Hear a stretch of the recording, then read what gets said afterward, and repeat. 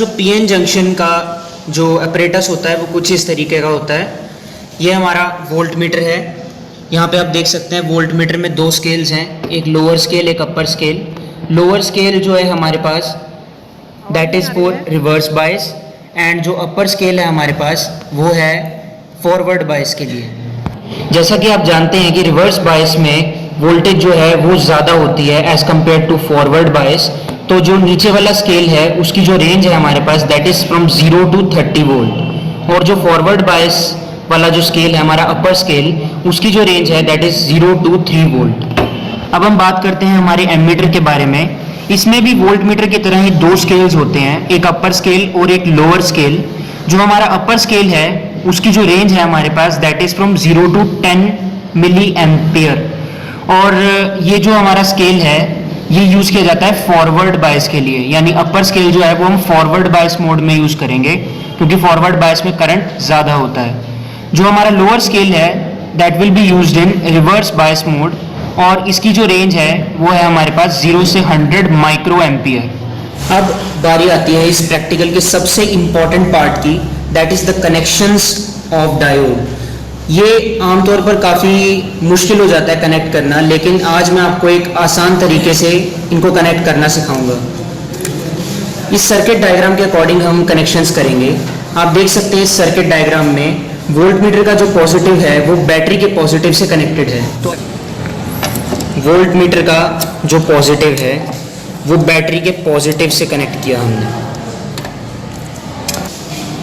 अब जो इसका नेगेटिव है वोल्ट मीटर का वो हमारा कनेक्टेड है बैटरी के नेगेटिव से। वोल्ट मीटर का नेगेटिव बैटरी के नेगेटिव से, ये देखिए वोल्ट मीटर का पॉजिटिव बैटरी के पॉजिटिव से और वोल्ट मीटर का नेगेटिव बैटरी के नेगेटिव से। अब हम डायोड के कनेक्शंस देखते हैं। पी टाइप जो हमारा मटेरियल है उसको हमने कनेक्ट करना है बैटरी के पॉजिटिव से। तो जो हमारा ये पॉजिटिव है पी टाइप का, इसको हमने कनेक्ट करना है बैटरी के पॉजिटिव से। यह कनेक्शन करते समय आपको एक बात का ध्यान रखना है कि हमें पॉजिटिव ये वाला नहीं यूज करना, हमें ये वाला पॉजिटिव यूज करना है क्योंकि हमें ये रेजिस्टेंस बीच में इंक्लूड करनी है। अब जो डायोड का एन टाइप मटेरियल है उसको हमने कनेक्ट करना है मिली एम्पियर मीटर के पॉजिटिव के साथ। डायोड का जो नेगेटिव है that will be connected with positive of milliampere meter, ये हमने कनेक्ट कर दिया। अब हमारा जो बैटरी का नेगेटिव टर्मिनल है उसको हमने कनेक्ट करना है मिली एम्पियर मीटर के नेगेटिव के साथ। ये हमारा जो आखिरी कनेक्शन है। आई होप आपको कनेक्शन समझ में आ गए होंगे। अब हमारे कनेक्शंस हो चुके हैं, हम अब ऑपरेटर्स को ऑन करते हैं। अब हमने अपना ऑपरेटर्स ऑन कर दिया है। जब आप फॉरवर्ड बायस में ग्राफ स्टडी करने जा रहे हैं, आप रीडिंग्स लेने जा रहे हैं, तो आपको एक बात का ध्यान रखना है कि ये जो आपका नॉब है ये लोअर वोल्टेज की तरफ पॉइंट करना चाहिए फॉरवर्ड बायस के लिए, और यहाँ पे जो आपकी नॉब्स हैं ये भी लोअर वोल्टेज की तरफ पॉइंट करेगी, दैट इज यहाँ पे 3 वोल्ट जो लिखा है उसकी तरफ हमने पॉइंट करना है इसको। और जो हमारा करंट है वो ज़्यादा वाला लेना है, दैट इज मिली एम्पियर में जो आपका करंट है दैट इज 10 मिली एम्पियर की तरफ ये नॉब पॉइंट करेगी। अब जो हमारा वोल्ट मीटर है उसका हम लीस्ट काउंट देखते हैं। जो हमारा फॉरवर्ड बायस के लिए हम स्केल यूज़ करेंगे वो होता है हमारा अपर स्केल। अपर स्केल पे आप देख सकते हैं कि जो हमारी 0 से 0.5 के बीच में डिविजन्स हैं दैट आर 10 डिविजन्स। तो 10 डिविजन्स के लिए जो हमारी वैल्यू है दैट इज 0.5 वोल्ट।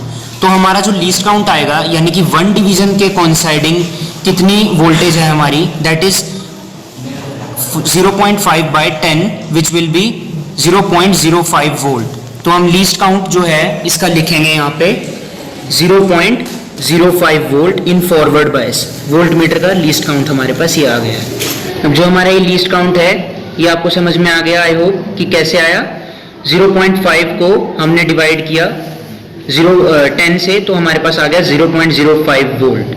अब हम बात करते हैं मिली एम्पियर मीटर के लीस्ट काउंट के बारे में। इसमें आपको फॉरवर्ड बायस के लिए अपर स्केल देखना है और वो स्केल है हमारा मिली एम्पियर में। तो आप देख सकते हैं यहाँ पे 0 से 2 के बीच में 10 डिविजन्स हैं। आप देख सकते हैं यहाँ पे 0 से 2 के बीच में 0 से 2 के बीच में आपके पास 10 डिविजन्स आएंगी। तो एक डिवीज़न कितने को कोइंसाइड करेगी ये आपको देखना है। दैट विल बी 2/10 और 0.2 मिली एम्पियर। तो हमारा जो मिली एम्पियर मीटर का जो हमारा लीस्ट काउंट है दैट इज 0.2 मिली एम्मीटर। इसको अगर हम एम्पियर में कन्वर्ट करेंगे तो वो है हमारे पास 0.2 इंटू 10⁻³ एम्पियर। अब हम देखते हैं कि हम इसमें रीडिंग्स कैसे लेंगे। हम इस नोब को रोटेट करेंगे जिससे कि यहाँ पे वोल्टेज की वैल्यू चेंज होती जाएगी। अब हम देखेंगे कि यहाँ पे हम इसको सेट करते हैं पहले।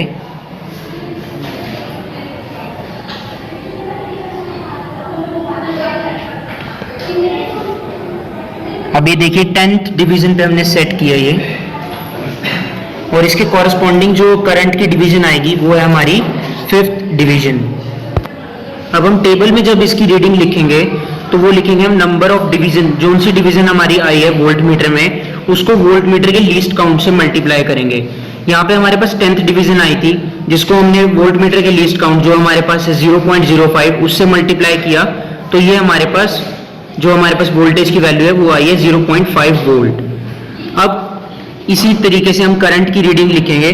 करंट के केस में हमारी जो एम्पियर मीटर था, मिली एम्पियर मीटर, उसमें हमारी जो डिवीजन आई थी दैट इज 5th डिवीजन हमारी आई थी, और जो उसका लीस्ट काउंट है हमारे पास वो है 0.2 मिली एम्पियर, यानी कि 0.2 इंटू 10⁻³ एम्पियर, जिसको हम मल्टीप्लाई करेंगे तो हमारे पास 1 इंटू 10⁻³ एम्पियर आएगा। अब सेकेंड रीडिंग के लिए हम इसको फिर से एडजस्ट करते हैं। हम इसको 20th डिवीजन पे ले जाएंगे।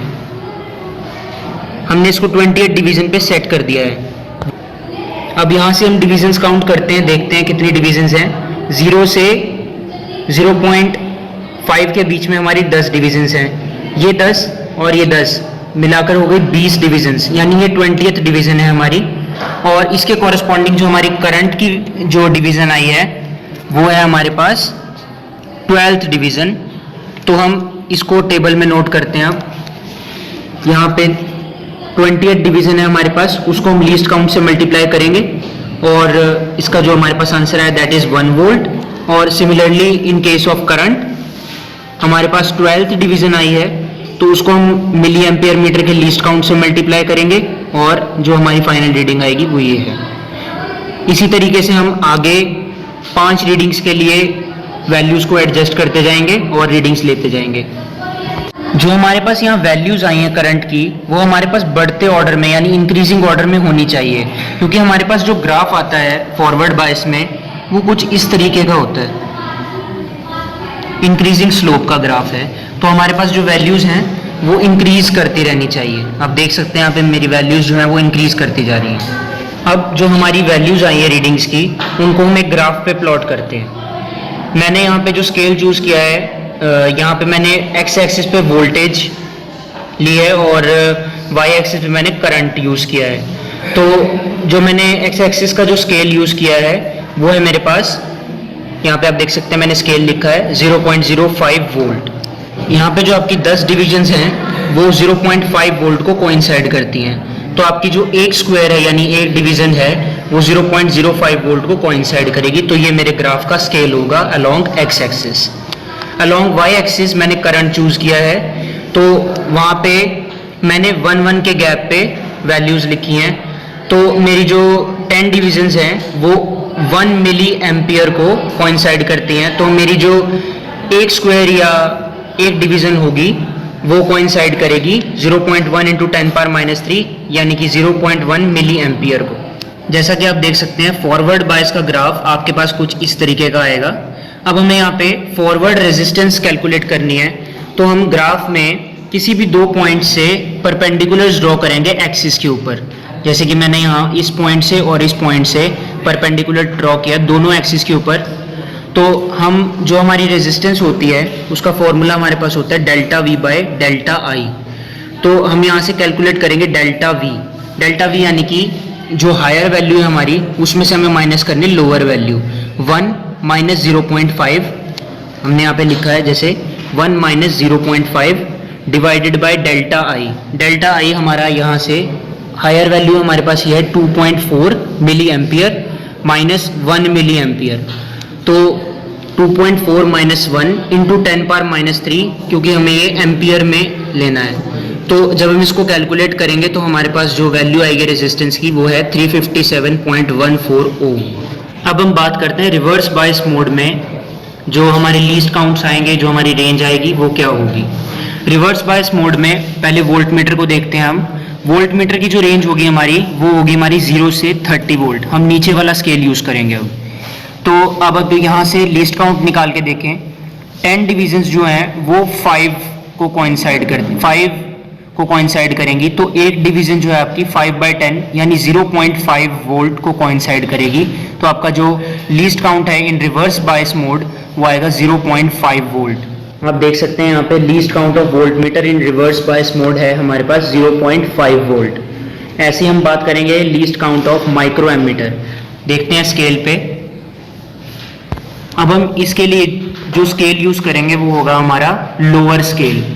100 माइक्रो एम्पियर होगी इसकी रेंज, 0 से 100 माइक्रो एम्पियर। और जो इसका लीस्ट काउंट आएगा वो होगा हमारे पास 2 माइक्रो एम्पियर। या फिर आप देख सकते हैं यहाँ से कैसे फाइंड किया हमने। 0 से 20 के बीच में हमारे पास 10 डिविजन्स हैं। तो एक डिवीजन कोइंसाइड करेगी कितने को, 20/10 यानी कि 2 माइक्रो एम्पियर। तो हमारा जो लीस्ट काउंट है माइक्रो एमीटर का वो है हमारे पास 2 माइक्रो एम्पियर या 2 × 10⁻⁻6 एम्पियर। अब हम बात करेंगे इस प्रैक्टिकल के इंपॉर्टेंट एस्पेक्ट जो मैं आपको बता चुका हूँ कि कनेक्शंस हैं। तो अब आपको रिवर्स बायस के जो कनेक्शन करने हैं, बाकी सब कनेक्शन सेम रहेंगे। आपको सिर्फ डायोड की जो पोलैरिटी है उसको चेंज करना है। ये आपके रिवर्स बायस मोड के कनेक्शंस हो चुके हैं। इसमें आपको सिर्फ इतना करना है कि आपको इन दोनों को इंटरचेंज करना है। जैसे ये फॉरवर्ड बायस में आपका ये ऐसे था कनेक्शन, तो आपको बस रिवर्स बायस में ये कनेक्शंस इंटरचेंज करने हैं।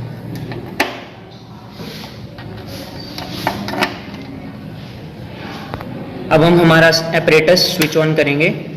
अब जो हमें वोल्टेज यूज करनी है उसके लिए जो हमारी नॉब होनी चाहिए वो 30 वोल्ट की तरफ होगी।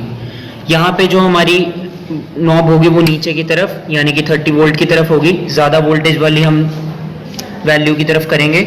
और इसमें जो करंट होता है वो कम होता है, इसलिए हम माइक्रो एम्पियर जो हमारा स्केल है उसको यूज़ करते हुए हम नॉब को उसकी तरफ रोटेट कर देंगे। अब हम इस नॉब को रोटेट करते हुए वैल्यूज़ को एडजस्ट करेंगे जैसा हमने फॉरवर्ड बायस में किया था। हम पहली वैल्यू 10th डिवीज़न पे लेना चाहते हैं तो हम इसको 10th डिवीज़न पे सेट कर देंगे। इसके कॉरस्पॉन्डिंग जो हमारे पास करंट की वैल्यू आएगी वो हम नोट करेंगे स्केल से। यहाँ आप देख सकते हैं हमने 10th डिवीज़न पे जब इसको सेट किया तो ये 10th डिवीज़न को हम मल्टीप्लाई करेंगे वोल्ट मीटर के लीस्ट काउंट से। रिवर्स बायस में जो हमारा लीस्ट काउंट आया है वो है 0.5, तो यहाँ से हमारी वैल्यू आ गई 5। और जो करंट है हमारे पास उसके कॉरस्पॉन्डिंग करंट यानी कि एमीटर का जो स्केल है उस पर जो डिवीज़न आई है वो है 1। उसको हम मल्टीप्लाई करेंगे 2 × 10⁻⁻6 जो है हमारा least count of microammeter. तो हमारे पास ये वैल्यू आती है। इसी तरीके से आपको डिवीज़न एडजस्ट करते जाना है, इंक्रीज करते जाना है और वैल्यूज़ लिखते जाएंगे। और फाइनली जो हमारा ग्राफ आएगा वो होगा कुछ इस तरीके का। ये ग्राफ आपका 3rd क्वाड्रेंट में बनेगा क्योंकि इसमें वोल्टेज और करंट दोनों ही आपको नेगेटिव यूज़ करने हैं। आप देख सकते हैं मैंने यहाँ पे स्केल जो चूज़ किया है वो as similar to forward bias ही होगा। यहाँ पे वोल्टेज आपको लेनी है x एक्सिस की तरफ और करंट आपको यूज़ करना है y एक्सिस की तरफ। यहाँ पे मैंने जो स्केल यूज़ किया है वो है मेरे पास जो हमारी 10 स्क्वायर्स हैं या डिवीजन्स हैं वो 5 वोल्ट को रिप्रेजेंट करेंगी। तो मेरी जो एक स्क्वायर है वो 0.5 वोल्ट को रिप्रेजेंट करेगी जो मेरा स्केल है अलोंग x एक्सिस। और y एक्सिस के अलोंग मैंने 10 डिवीज़न जो है मेरी 10 वोल्ट उसको माइक्रो एम्पियर को रिप्रेजेंट कर रही हैं। तो मेरा जो स्केल आएगा वो है 1² = 1 × 10⁻⁻6 एम्पियर या 1 माइक्रो एम्पियर। अब हम यहाँ से रेजिस्टेंस फाइंड करेंगे ग्राफ से। वैसे ही हमने रेजिस्टेंस फाइंड करनी है जैसे हमने फॉरवर्ड बायस के केस में की थी। हम 2 परपेंडिकुलर्स ड्रॉ करेंगे किन्हीं भी दो पर्टिकुलर पॉइंट से दोनों एक्सिस पे मैंने ये वाला और ये वाला पॉइंट कंसीडर किया है। यहाँ से मैंने दो परपेंडिकुलर्स ड्रॉ किए हैं दोनों एक्सिस की तरफ। अब जो मेरी रेजिस्टेंस होती है वो होती है डेल्टा वी बाय डेल्टा आई। तो जो मेरा डेल्टा वी आएगा वो आएगा 15, यानी कि ये वैल्यू -10, और जो मेरा डेल्टा आई है दिस इज 30 -10 माइक्रो एम्पियर में है, इसलिए हम इंटू 10⁻⁻6 करेंगे क्योंकि हमें एम्पियर में चाहिए। तो रेजिस्टेंस हमारी जो आएगी इसको कैलकुलेट करके वो आएगी 25 × 10⁻⁴ ओम। और ध्यान रखेंगे इस बात का कि रिवर्स बायस में जो रेजिस्टेंस आती है वो ज़्यादा होती है as compare to forward bias. अब लास्ट हम बात करते हैं कि रिजल्ट में आप क्या लिखेंगे। रिजल्ट में आपको सिर्फ रेजिस्टेंस लिखनी है जो आपने ग्राफ से फाइंड की है। Resistance of diode